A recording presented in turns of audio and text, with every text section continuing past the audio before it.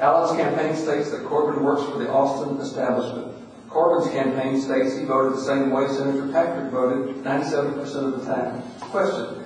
Since Dan Patrick supports the Fletcher campaign, how does Alan Fletcher feel about Dan Patrick appearing to vote for the Austin establishment?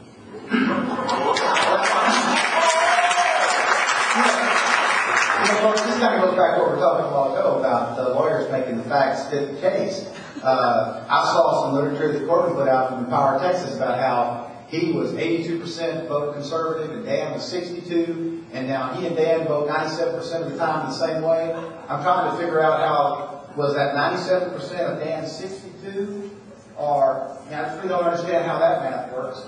And I truly believe that Senator Patrick is a true conservative. I know that Senator Patrick has a heart for the district. I know that Senator Patrick missed 4 votes out of over 4,169. And I know that his belief in what the people of District 130 need and the fact that I can be the voice for District 130 in the House is sincere.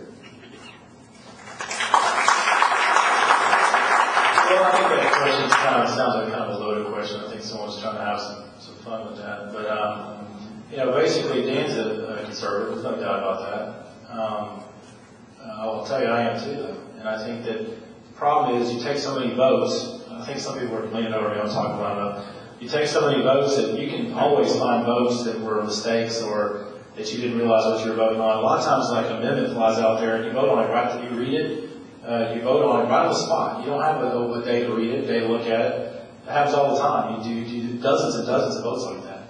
There's lots of votes I can tell you about that Dan made, and we're not good votes, but I'm not going to do that. I mean, Dan's a conservative. I'm a conservative. We did vote like 97% of the time. That's really all there is to say about it.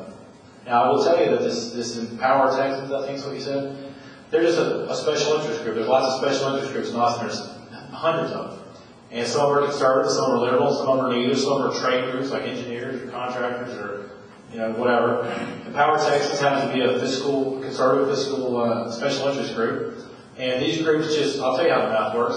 They don't rank every vote you take. They just pick out 10, 20, 30, I don't know how many votes. They take a few votes and then they score them. And then they say, this was conservative, this wasn't, and then they rank you and give you some numbers, and that's how each of these groups comes up with their votes.